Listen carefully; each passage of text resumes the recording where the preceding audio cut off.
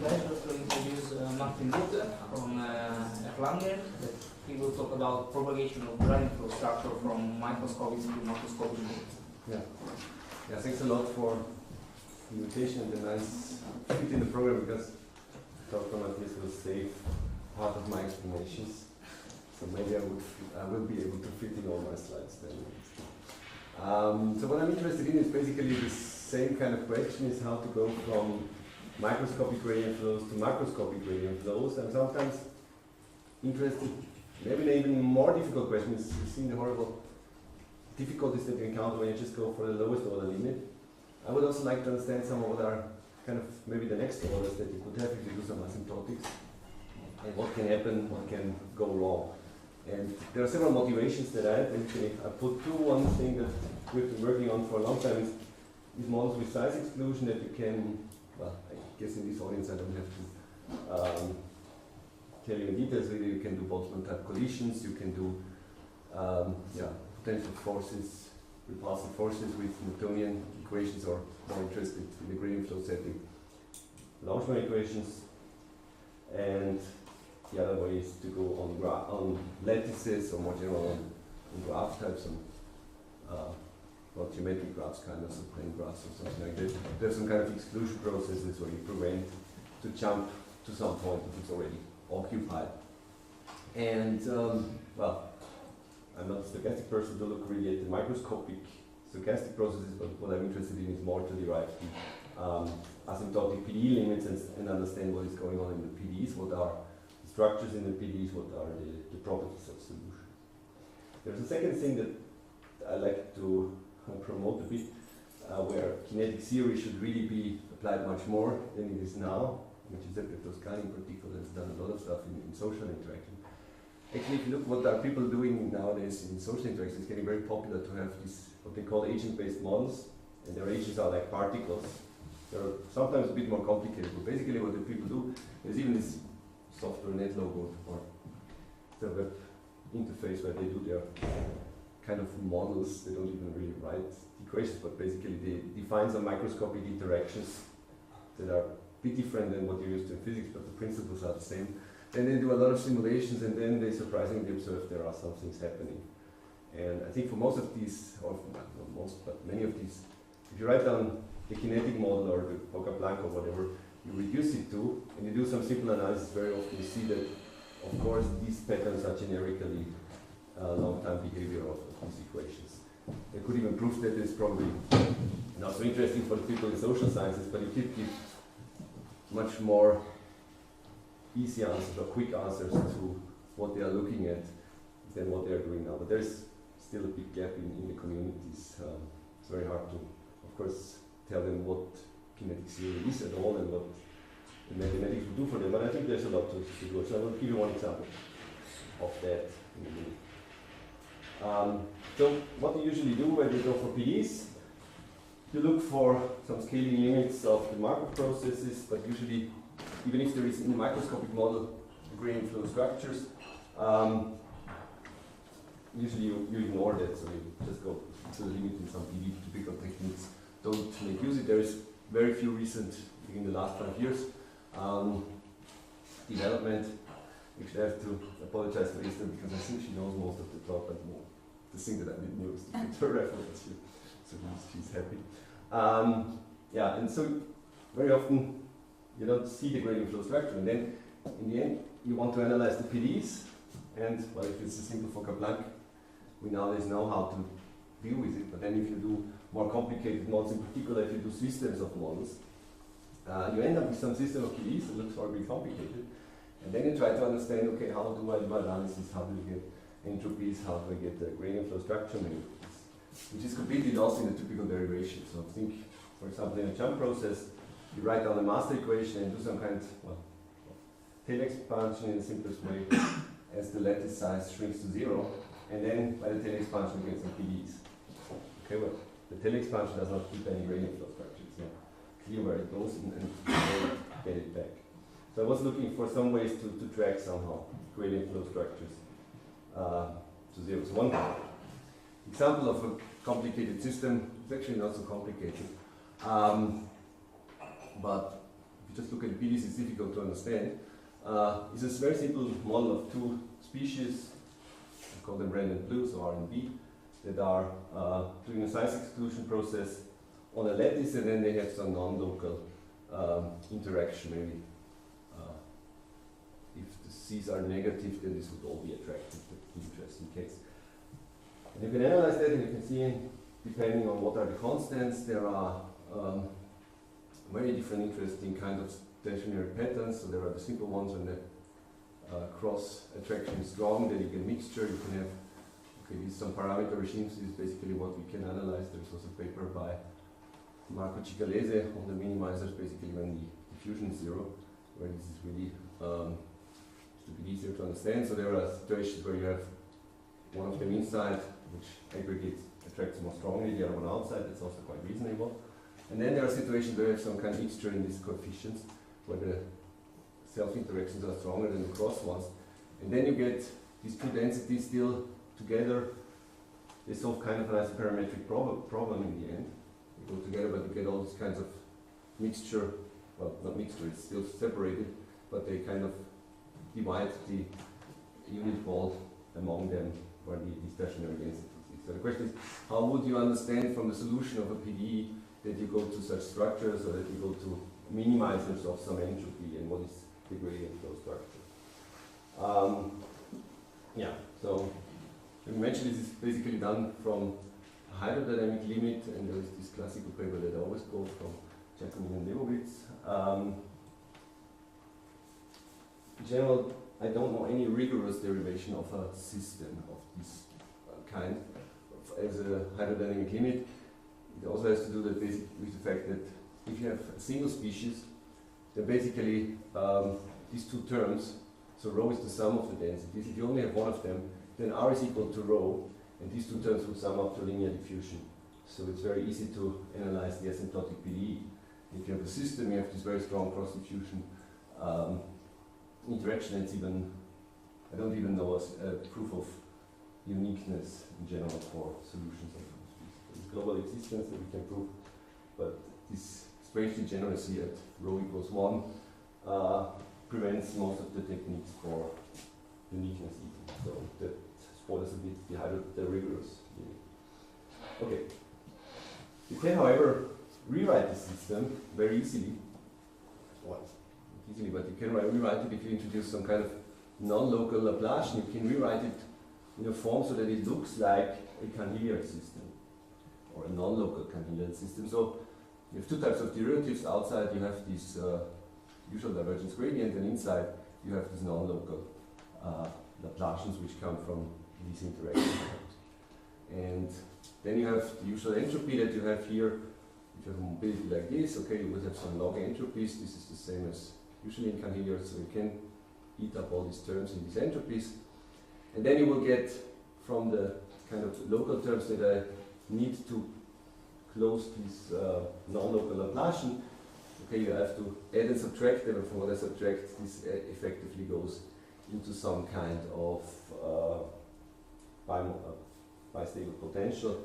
So if you figure out in the right parameter regime of constant, this is really a bistability that you find there. And so the minima would be at r equals 1, b equals 0, or b equals 1, r equals 0. So that's the bistability. And once you've written it like this, once you've understood that, you know what is the gradient flow. There is a nonlinear mobility, so it's like a nonlinear mobility Canhilliard system, and you write an entropy for this, and then you can analyze the patterns. Okay. Then let me give another example where I go back to these more social models. This is some very thing that I really like about the evolution of dialects. So this guy Burridge is actually a mathematician from somewhere in the UK. I forgot where he is. And he wrote, had a quite obscure way to derive a model that is basically an Allen-Kahn equation, or a system of Allen-Kahn equations for some variables mi, which are the memories that you have in your mind about how someone is pronouncing a certain word or a certain vowel. Okay? And the idea is, if you talk to people who speak in a certain way, you change your memory, and then with some certain probability you will start to say the words differently than you were used to it. So depending on your memory state, if you always hear the words for a long time in the same way, you will start pronouncing these differently. And this is something, of course, as an Austrian living in Germany for now almost 13 years, this is something that happens to me. I live now in the second region of Germany where people again speak differently. So for me it was very interesting to see that. Of course, there is no simulation of Germany. There are simulations of the UK and of Italy, because that's easier, because the boundary conditions are simple. So there's no. In Germany, you have all these boundary conditions with the Netherlands, with Denmark, and so on. That spoils everything. Basically, even without the PD, just at the level, these are two from the literature, from the social science literature, two definitions of the linguistic map of Italy. For all the Italians, very interesting. And it's basically in southern Italy, or as long as you go south of Tuscany, there's no issue. The problem is that the boundary conditions, so basically what I would claim with Austria is where you get Mielke and so on. There's quite only how you define the linguistics, okay? And in the UK, of course, it's nice. There is no boundary conditions, not even Europe nowadays, so you can easily do that. And this is an evolution of, this is a certain vowel in some word. Okay, I forgot to put it what word it was, but this is basically an evolution over 50 years. So these states are three initial states, and this is 50 years later, roughly. It matches surprisingly well the experimental findings, okay? So the way that he derived this equation was absolutely unclear where a gradient flow structure comes from. Actually, the real gradient flow structure, the easy one that you can write, is if you have n equals 2, so you have two states, so basically the sum of the memories sums to 1, so you could reduce it to one equation. It's really like an Ellencal equation. That's the easiest thing you can think of. Don't want to go into all the details here. Okay, let's go to have some kinetic model, at least in my talk. Let's go, how would you do it? The interesting thing is it's a very non-symmetric interaction. It's not the conservation of momentum or anything, but there is an interaction between one person who speaks and one person who hears. The person who hears has some memory vector m before, so all the weighting, all the variance, how you heard the vowel pronounced. So the sum of the mi will be 1. And upon collision, if you talk to someone, or if you hear someone talking who uses the variant I, you will give a bit more weight in your memory to that certain variant. So which means you take your old memory and you add a little multiple of the i's unit vector. Okay? And then you renormalize to have sum equals 1. Okay? That's the direction. And then there's the second one for the active person. The person who speaks uses a probability pi of m. So if he has a certain memory state, okay, if say m1 is 1 and all the others is 0, he will of course certainly always use the first variant. He has never heard another one. Okay? But if he has like half of the time heard the first and half of the time heard the second variant, probably with probability like 1/2 he will choose one of those. Even unconsciously, but that's what seems to happen. Okay, so there is some probability, and basically it's proportional to the mi, and then it's renormalized here. The important thing is it's not just linear proportionality. Linear proportionality will not lead to anything, so you will also see that in the later equations. It's important that here you assume some superlinear thing, which is also reasonable, of course. If you have heard something like, typically, I don't know, more than 80% of the time you will more or less always use this support, that you have this superlinear behavior close to 1. Okay, what you can do is, of course, well, okay, in this audience, it's a good thing I don't have to explain that. Usually I spend quite some time to explain that. You can write this as a homogeneous Boltzmann equation, so you write the probability density or more general distribution for the probability to have at location x a person with memory n. And this has some gain term and some loss term.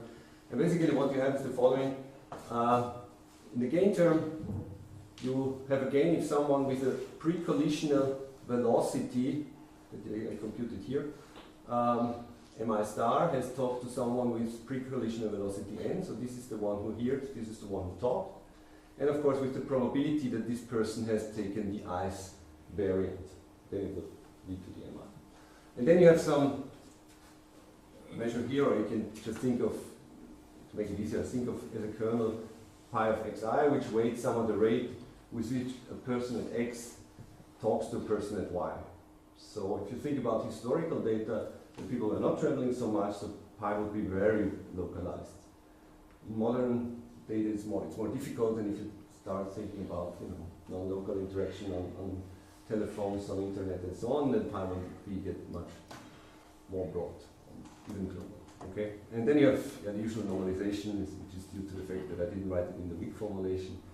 And of course, the loss term is as soon as you hear someone speaking somewhere, and you will change your memory, so the loss term is equally accurate. Okay. Okay.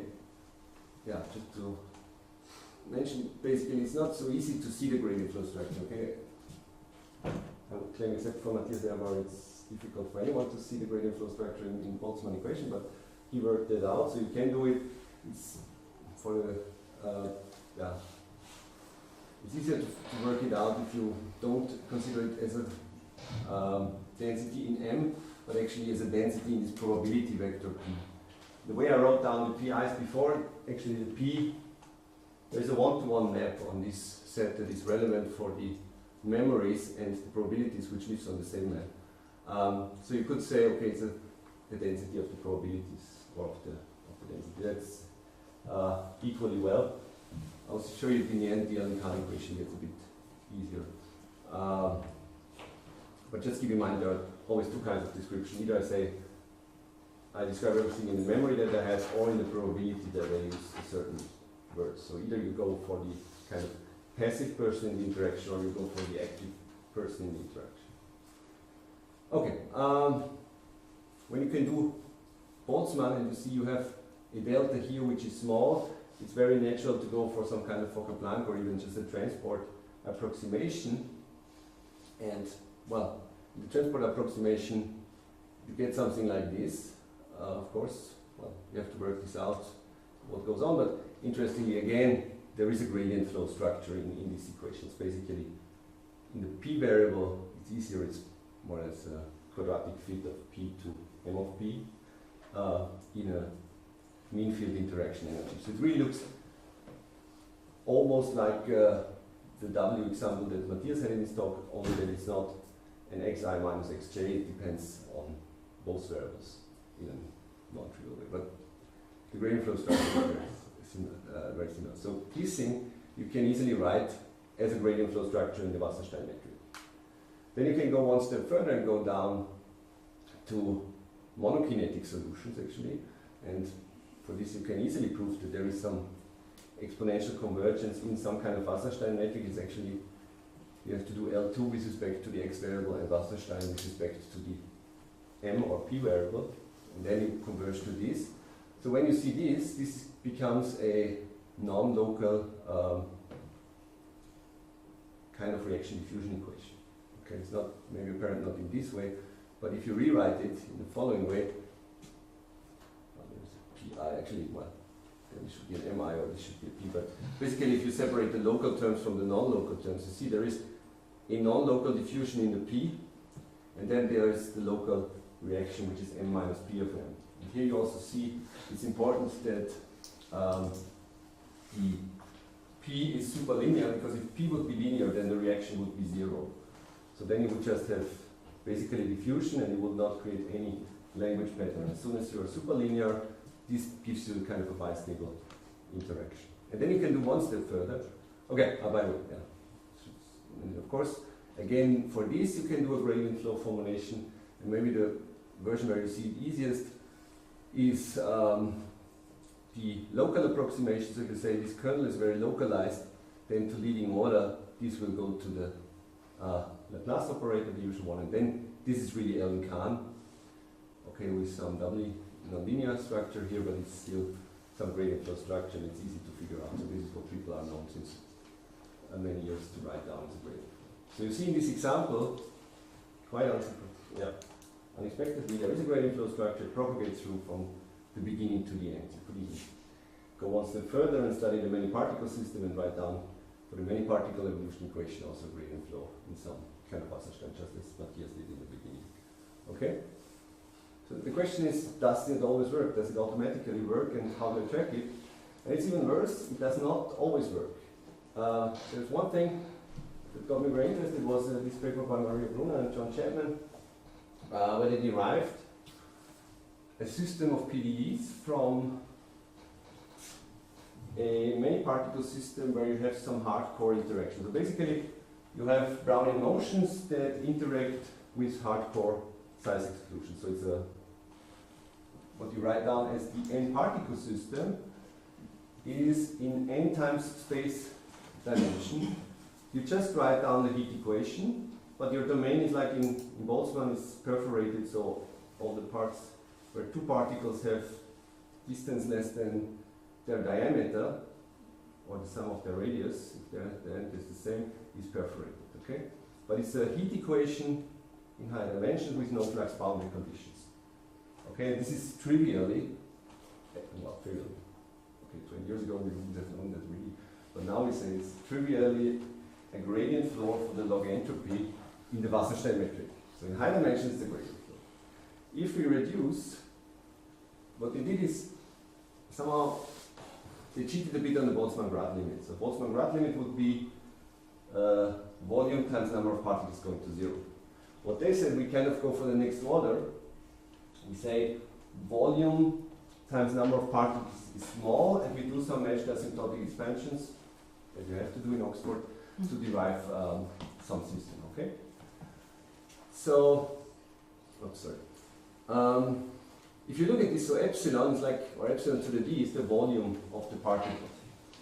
If you set epsilon to 0, so you would really go to the Boltzmann-Grad limit, and this is a linear Fokker-Planck equation. This has a gradient flow structure. So at the lowest order, it works again. But if you go to the next order in these epsilons, turned out accidentally in the case of one species, again they found a gradient flow, but in one species it's not interesting. In one species you always find a kind of a gradient flow structure because just a one-dimensional function is kind of integrable. So you find some entropy in the end, but it's not clear what it has to do with the original. But if you look for the system, immediately turned out this thing doesn't have a gradient flow structure. This does not dissipate a reasonable entropy. Even worse, it does not respect, you cannot even prove the maximum principle so that the maximum density by the right thing, although you started with the size exclusion model. So there is something that kind of went wrong when we went to this.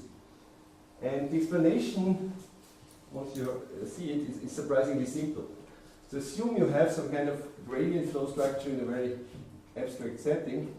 So you have some gradient flow structure which is the evolution of some density with some mobility, well, mobility or some abstract operator, so it's like divergence rho grad or something, some abstract PDEs operator, and some entropy derivatives. And you expand the mobility and you expand the entropy.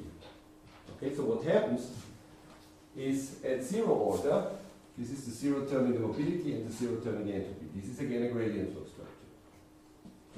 At first order, however, you're missing something because you have M1 E0 prime and M0 E1 prime. So the term that you're missing to have a gradient flow structure is an epsilon squared term. What you're missing is epsilon squared times M1 E1 prime, so this double product here. So of course, if you know what the M1 and M and E1 are, you could add it and make it a gradient flow and everything would be nice. But it would not be, if you just do the asymptotic expansion on the level of the equation without using the gradient flow structure, you destroy all these things. Okay? And that's what happened here. So you would add a second order term. And just let me know, it does not help you to go in the equation to second order because there are other epsilon squared terms. There will be an epsilon squared E2 prime and an epsilon squared M2, so that just from going to the second order in the equation, you cannot see what is the right term. And with Maria Brunner and Mario Wolfram, we have now a simplified version of that equation where we can write at least three different entropies that are all equal. It's three different entropies and three different mobilities, which are all equivalent up to second order. So we can write three different terms here that give you three different gradient flow structures. So it's again the question, even if I cook up something, what is the right term? Okay. So the only thing that you have to do in the end is really to track the whole gradient flow structure until the end. And yeah, that's what I will briefly sketch now. And the idea is to go like Boltzmann. Okay, I can go through that, I guess. Again, in this community, just let me make a comment that I learned now from my inaugural lecture about Boltzmann. Boltzmann was one of the greatest Austrian scientists, so I have to stress that at this point. There is some tourism now of mathematicians visiting, doing selfies at his grave. Everybody knows he is buried in Vienna, which makes sense because the graveyard is the most interesting place in Vienna, probably, or where there is most fun. What people don't know is that Boltzmann was growing up in the same town as I was in Wales, and when he went to school later also in Linz where I studied, so there's much more interesting Austrian connection in particular for me. Even in my hometown, people are not aware that Boltzmann was living there, so I try to promote that idea. Okay, so what will you do? Let's do the simplest thing you can do. Maybe it should be also added that he committed suicide near Trieste. Yes. But the problem is I like Trieste, so I don't want to say that. And it was not the fault. It was not the fault. It was not the fault of Trieste. But so basically, he was linked to all real Austrian cities. Like also to Graz. Also to Graz. Yes. Also to Graz. So yeah. But yeah. Just to have the. So for the Italians, you can keep that in mind. Okay, what did I want to say? Yeah. So what I wanted to do is now take the simple case, basically the same that Matthias has had, the Hausdorff type interactions, and see what's going on when I go through the whole exercise that Boltzmann basically did. So I go again through the whole hierarchy. And what I want to understand first is what is the gradient flow structure of the hierarchy? Okay, so let's write it down. We start with very simple, okay, basically that you have seen in the last talk. You have some external potential, you have some mean field interaction between the particles. In dimensions you can write down, I hope the signs are right, they should work. You write down the Liouville equation, and the Liouville equation is a gradient flow in the Wasserstein metric. Okay, you've seen that, and the entropy is this thing here, is the ion potentials and all the interactions weighted with the 1 over n. Okay? So, what you usually do, what you have seen also previously, is the mean field limit is very much studied in terms of the empirical measures. And the empirical measure would, now this is what confuses many people, in particular in physics. The empirical measure is now actually a random variable. So this is why you have this probability of probabilities that you study. And the confusing thing is kind of the probability measure, actually, if W is nice enough, so the derivative at 0 exists at 0, is itself a weak solution of this Blasov equation, so this asymptotic equation you would like to go to. And the Blasov equation now, it's interesting, is again a Wasserstein gradient flow in this limited space. And you see the relation between the entropies from before to here, so you have the 1 particle thing and the 2 particle interaction kind of here. And you could say, actually, if I realize that, this depends only on 1 variable. So I could integrate out here already in the entropy all except this 1 variable, and I could integrate out here all except these 2 variables. So I can start writing the entropy in terms of all the marginals. I have a term that depends on the first marginal, and I have a term depending on the second marginal. That will give you the robust limit kind. So let's write down the equations for the marginals. The finite. So integrate out from k plus 1 to n. We have a symmetric density, so we don't have to worry what variables we integrate. And if we have this thing, then at the level of the external potential, there is nothing really happening. The interesting thing is at the level of the interaction. So we have the interaction of the variables that are not integrated out, and then we have this kind of mean field term with the other variables, where I have always the next marginal entry. That's the usual problem that you have. And you see, now I rewrote the entropy in terms of only the first and the second marginal. And now you can pass, as usual, pass to the limit. Actually, you can do all the gradient flows formulation. It's quite interesting to do it for this, but it's a bit more difficult to write down. So I will just do it for the limit. Of course, if you go to the limit, this goes to 1, this goes to 0, this goes to 1/2, this goes to 1. So what you have is these kind of equations. Okay, the self-interactions are the external potentials. Maybe that's not the interesting part. The interesting part is maybe this. You integrate always with the next marginal. Okay? Another question is, what is the gradient flow structure? Well, once you have kind of made the separation of the entropy in different terms, what you would write down is you write down somehow the usual Wasserstein type on the one which depends on the first marginal, but then you have this integration on the one which depends on the next marginal. Okay? That's kind of the structure you find in this equation. But actually, it's not even all what you have, because there's something hidden in the fact that this entropy I have here only depends on the first two marginals. If I would have 3-particle, 4-particle interaction, I should have other terms. I should have k plus 2 with the entropy of the 3-particle and so on. So if I want to write a transport type metric, I will do the following. So what I have is I only see the first two terms of an infinite sum actually in this infinite, or the sum up to n in the finite hierarchy. Okay, so what I have, I introduce these kind of transport potentials, and the transport potentials are now also interesting from the terms of interactions, because I have an, well actually, maybe one should even call this lambda 0 in the end, because this is the potential for no interaction. This is the potential for 2-particle interaction. And then I would actually not fill the others by 0, but really fill by potentials for the next particle interaction. So then I get an infinite sum.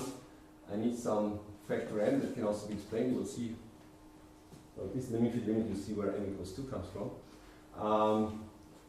And then you have this kind of transport metric here. You always have the, there's a typo here. So they have got rid of all of them. Here should be k plus m. This should be k plus, is it right? It's k plus m minus 1. Okay, so it's k plus 1, 2. So here you always go to the right thing, of course, that you need to integrate with it. Yeah, k plus m 2. Okay, and this thing is nicely now defines kind of a Riemannian structure. Difficult to prove that rigorously, but at least formally, there is a Riemannian structure on this manifold of hierarchies, and you easily figure out this is a symmetric positive semi-definite bilinear form given the f. Okay, so there is this operator. That's why we find it with the minus, then this operator is positive semi-definite. Okay. Now, how you can study the mean field limit? The mean field limit is not so difficult. You look what happens if all the marginals are product measure. And it turns out it's not so difficult to figure out what you have to do. If you write down the whole thing in terms of product measure, you would end up with this bilinear form here. And now you see what is the relation to the usual Wasserstein type thing. In the Wasserstein thing you have rho times gradient of the transport potential times gradient of the second potential, or whatever you call it. So here is the relation. The transport potential that I have in the limiting is the sum of the one with absence of interactions, and then kind of a, well, mean value. In this case, this is the trivial conditional probability of the second particle. Up to the first, it's an conditional expectation of the 2-particle interactions. Okay, and of course, if you would have more, you would go on. Okay, where is the 2 coming from? It's actually not so difficult to see where this term comes from. If you compute by the chain rule the derivative of a 2-particle interaction of a product density with respect to rho, is just exactly this term. So you have exactly this consistency here. So this is why you can identify your usual transport potential with these two. So that's the thing that I really like. So in a differential geometric way, what would you think? You have this manifold of marginals, and kind of in the infinite hierarchy, the manifold of product measures is a closed submanifold. So with this gradient flow, you will never go out of it. And also entropy doesn't do too much harm, and this is why you don't go out basically of this, in the limit, out of this submanifold. And of course then you would think, like Michel initiated this thing on quantitative propagation case. This is something we like to understand more. Is from this point of view, you would need an estimate between this infinite manifold and the finite manifold, which is slightly different because of this 1/n terms. Okay. And I said something is going on in the higher order terms. So I now again show the initial limit, which is kind of the lowest order. Higher order would mean now higher order closures. Let's look at the classical closure problem for the next order in statistical physics. So I want to write the 3 particle densities in terms of the 2 particle densities, which is quite natural if you have 2 particle interactions. So, okay, let's look what we have.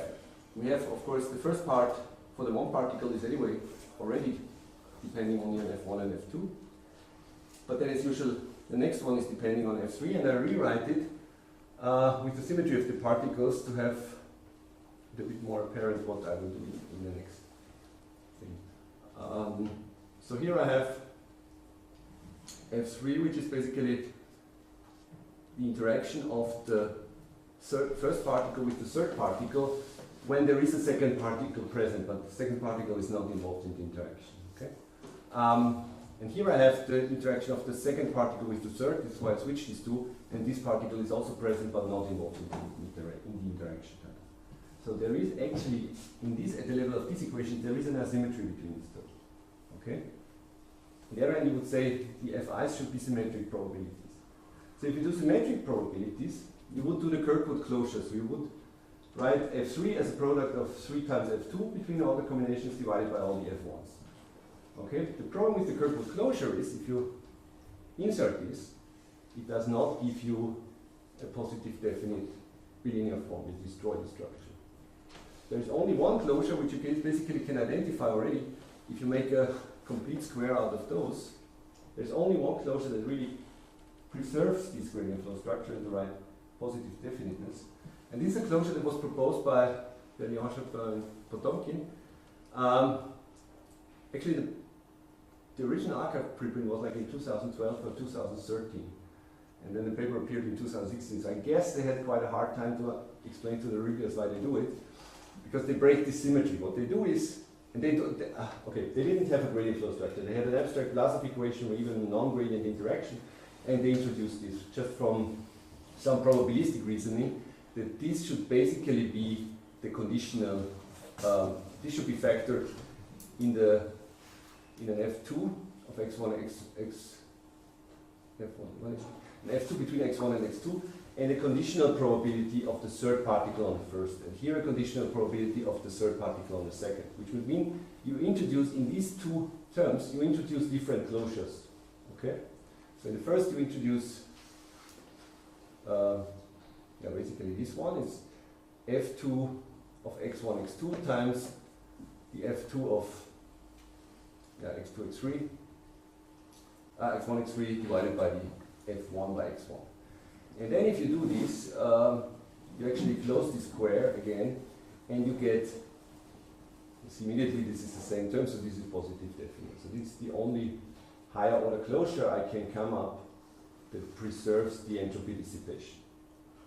Which is a surprising result for me, and still, well, some homework to understand. How much time do I have? More or less than 10 minutes. 10 minutes? Okay, then I'll tell you a bit more. Okay. So just as an outlook, Vlasov is of course the easiest thing you can do. You can ask many more questions. Okay, you can ask, what happens if I add, for example, a Brownian motion to the particles? You have a diffusion term, which is a log entropy, which is actually always something on the highest order terms. So it's not completely trivial, but there is some tricks that basically it will work in the end, I guess. Comes from rescaling of the entropy, so the term that depends on Fn will have a 1/n in front and will go hopefully away. And then there are all kinds of more complicated models, of course. You could start, what happens if I do the size exclusion with Maria? I'm more or less confident we now managed to do this. We more or less managed how to expand really this metric into getting the right lower order terms. So we expand now the metric and the entropy separately. And then in this equation where the second epsilon squared terms were missing, we automatically will get the right epsilon squared term on the certain gradient flow structure. Okay? But it's a horrible computation over too many pages that I don't want to bother you with, but basically I think this could be the right, or this closure on this hierarchy, and the metric on the hierarchies could be something to study, something interesting. Okay, and then I mentioned in the beginning, of course, you have all these kind of agent-based models on graphs and on lattices. So basically, what you would write is, instead of a PDE and doing this limit in plus of this mean field limit here, you would do a hydrodynamic limit of some kind of originally finite Markov chain or Markov chain in a discrete countable space. So what you do is you write down, well, you could either do it without interaction and you do it just for one particle, or you write it down for the many particle density in a large space. You have a finite Markov chain. The good thing is, again, if you go to high dimensions, everything is linear. That's something that is quite interesting in this process. So if you go, like before in the Liouville equation, this was linear. The Laplace equation only got the nonlinearity by projecting down to the CD particle density, right? And also here, if you write down, typically for all these processes, if you write down the evolutions, is a linear Markov chain in sufficiently high dimension, I would say, okay? And there's now a lot of understanding in the last year by some people. I tried to mention this in a non-complete list, but these are the first references I know. Basically, they state if you have detailed balance, so this means you have a zero flux stationary solution, you can come up with an entropy for these things and write it as a gradient flow. And the idea is to introduce this, to have the log entropy relative to the stationary measure, of course, as your entropy, and rewrite the whole thing then with a symmetric kernel. So you see immediately from here how you can make the kernel symmetric if you add the right terms in terms of p infinity. And then you can rewrite, so you divide by this here, so you see you start having something relative. And if you look, this is the entropy, this is the entropy derivative, this is something in terms of p times p infinity, so you already see that you can rewrite the whole thing in terms of some function of the entropy derivative. And actually here it's the point where it's not unique what you do. You could say, actually this is an exponential of e prime minus an exponential of e prime at the other location. So this would give rise to a nonlinear gradient structure. The other option is to keep kind of this Riemannian setting and say, that's what you do. You introduce this logarithmic mean, so you artificially write the logarithm term by dividing here by those, and say, okay, I keep the entropy derivatives here, but here this logarithmic mean I put into the mobility. So all this in here will be kind of the mobility, and the rest is the and actually it's not unique that you use the logarithmic mean and the logarithmic entropy. You could use any convex function of rho divided by rho infinity. But there is one thing, I don't have time to discuss in detail. The logarithm has a unique property. When you think about having a many particle system and going to the mean field limit, the logarithm is the only reasonable function to apply that will give you something nice out of a product measure. Okay? So with the logarithm, if you go to many particle system, this will make your life much easier in a mean field limit. Whereas any other convex function, you will get horrible close. Okay? Okay, then you rewrite this with some symmetry, and you see there is basically some transport type scalar product again with this strange mobility. Okay, so you can somehow reinterpret the system again, like the Wasserstein metric. If you say this is a graph with some x and y are the edges, I use the usual derivative of graphs, which is then h and y are the node, the vertices, and then the derivative is a function of on the vertices. So for every vertex I have some kind of derivative, and then I can rewrite this scalar product that looks more or less like transport metric, you have a gradient of the two things, and you have some mobility, which is a function on the edge. In this case, a quite complicated. Okay, you can derive geodesics, maybe that's not the important thing.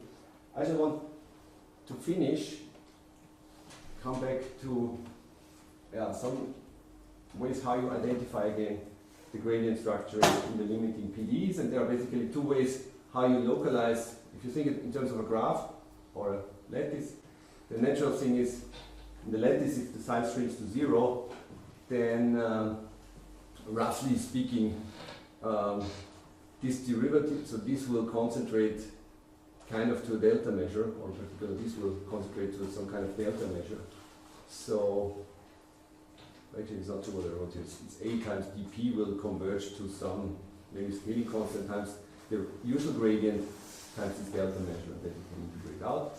Whereas if you have a global graph, so you have, or on the lattice you have global interactions, you will not localize, it will go basically to some integral, and it will keep this non-local derivative structure. But that's the only thing. So in the local scaling, you go to some local metric, the derivatives go to local derivatives, and instead of the A, you have some alpha, which only depends on x because you have this delta shrinking x and y together. Okay. In the non-local case, and by the way, the interesting thing about the logarithmic mean is if rho and x and rho of x goes to y, then rho of x goes to rho of y, and the logarithmic mean goes to rho of x. So you find kind of this structure that is present in the Wasserstein metric. Whereas in the non-local scaling, you keep this logarithmic mean and you get some double integral with, again, this kind of graph type in a continuum way. Okay, so the structure in the non-local scaling is actually completely analogous to the discrete one on the graph on there. Okay, and then the interesting thing is, depending on what entropy and metric you have, you will get different. Okay, I'll go over that. Just to say again, there's an interesting thing on what is the gradient flow that you can identify from different ways you have a discrete process, or in terms of, well, like biological models, you would say this is kind of the different sensing mechanisms that cells have, for example. And I will just go to two things. One thing is the usual gradient type interaction that you always have in physics. So you write the Boltzmann distribution of the with the external potential. So say it's a Boltzmann type distribution of the energy differences weighted by some space kernel that maybe localizes everything. So you can figure out what is the stationary solution. It's e to the potential. You can rewrite the entropy in terms of this, and you can figure out what happens to the local to this logarithmic mean, and you can figure out what happens to the function a. Okay, and you see, if now you go to the local limit, then this will shrink kind of, you will have a scaling so that this kernel goes to a delta basically. So this goes to e to the v times a delta, and here you see x goes to y, so this goes to e to the minus y times rho. If you insert it in the end, then these two terms in a times lambda cancel out, and you end up with the Wasserstein matrix. You only have the rho as your mobility. If you have a local sensing, that's the last thing I want to say, which I still find quite interesting, because I just base my transition rates on the state of the energy I locally have. So if I cannot look at other places, I can just look how is my energy state here, is it good enough or not, and on those I base my terms.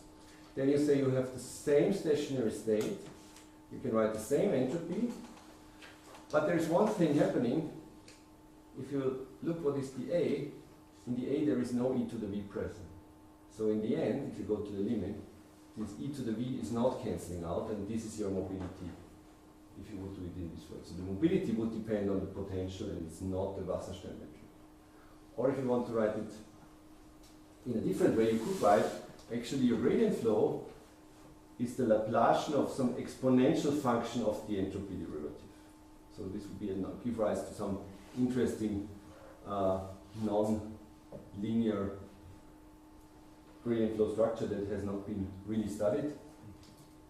And so I leave that as some homework and stop this point.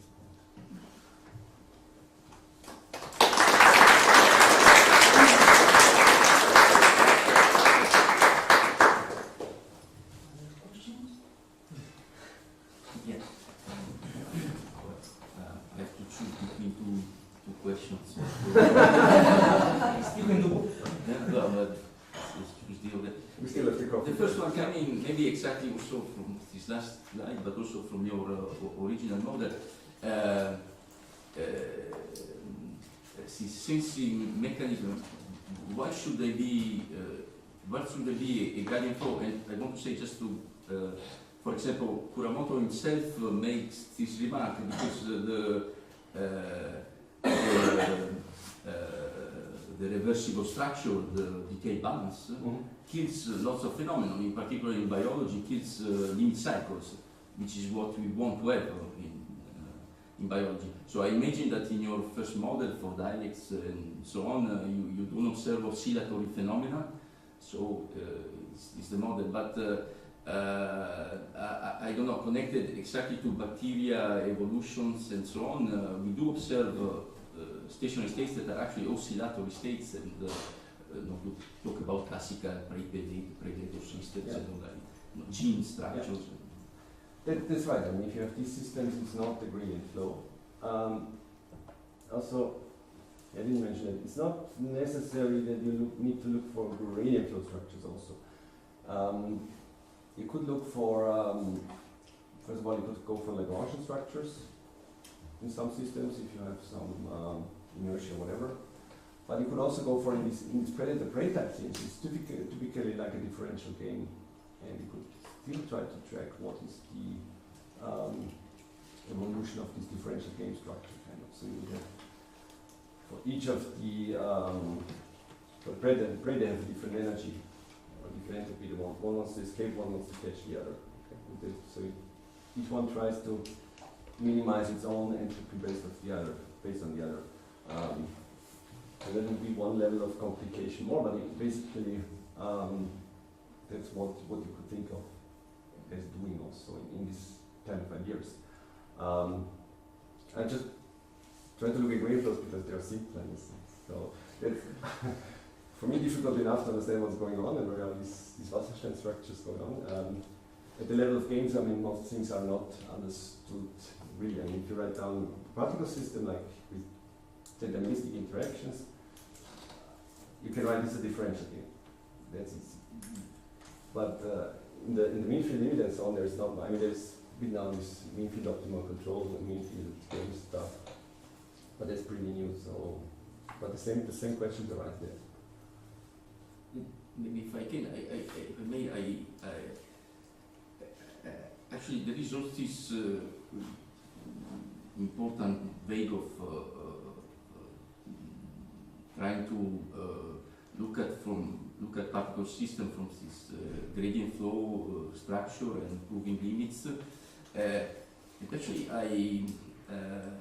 if you go back to the 90s, in which the huge results of hydrodynamic limits of Varadan's school came out, there is this fact that is actually summed up extremely well in the beautiful book by Herbert Spohn, that in statistical mechanics you essentially write a gradient flow. You write the reversible dynamics and so on. And then in the Herbert's book, you find the formal derivations in general that you get to a Green-Kubo formula for the mobility and then the gradient structure. And Green-Kubo formula is very complicated. You have a mobility that is maybe very nasty as regularity and so on. And then behind there is Varadan's work that comes up and recognizes that at the microscopic level there are models that he calls gradient and then other ones that he calls non-gradient, but they're actually both gradient flows are microscopic. But from the technical derivation, take the simple exclusion from the technical derivation, and actually it has been done, is really a gradient flow from the start. Take the simple exclusion with two colors, and it is not, but it should be. Varadan, or rather the student Jeremy Costel, finished the work and did, but the derivation is actually, they call it non-gradient, it is extremely complicated. And actually, unfortunately, these things have been abandoned because Schramm-Dopner revolution came up, Carla Parisi came up, and all those people started doing other stuff. But I guess it would be really important that to go back, okay, this is really a macroscopic level, because then there is really something substantial that Baradan solved in a paper of 50 pages that should do probably 500 pages, is almost unreadable. But I think there is something substantial to reconstruct from the analytic viewpoint and Yes, understand all this. that I agree completely. I mean, we also looked a lot in these papers by Pastel and these things. Yeah, I think essentially, yeah, for me, if you're not from probability, it's a bit difficult to translate these viewpoints. So, but I think these ideas are basically also hidden there. I mean, even the original. I mean, if you go back to Boltzmann, the H theorem is basically entropy dissipation. So, I mean, that would be also the question here. If you have like driven gradient flows and so on, that you can still analyze with relative entropies. What are the structures behind? I'm not, yeah. So, but it's something a bit beyond what I currently try to do, because I still say I start with reversible stuff or detailed balance things. Reversible is less. Reversible is just a stationary solution. So I start just with things that have detailed balance. Just to understand the first step, what really went on from the structural point of view. But of course, I agree. It would be, yeah, it would be nice to understand it more. At least what I gain from it is really now I can basically, if you give me some process with detailed balance, and then I can, in a very simple way, deduce from this what will be the gradient flow structure at the macroscopic level, at least in a formal level. So that's very easy to. But the two-color particle system on Baradan and Pastel is has the detailed balance. Yeah, but we can. Yeah, but also for the limit, I can write the gradient flow. We looked in it. Yeah. It works. Yeah, this And works. you have a derivation of that for that system? Yes. Okay. Well, I want students from Paris. We even try to do it rigorously, but you can only do it in the non-local way. We think that it should work. And if the diffusion coefficients are not different, it creates also trouble. For equal diffusion coefficients, things are easier. So if you have like different external potentials, is okay, but there is a difference, a technical difference, if you have two different, very different diffusion coefficients. Other questions? We can postpone the discussion with coffee break, so let's thank Martin again.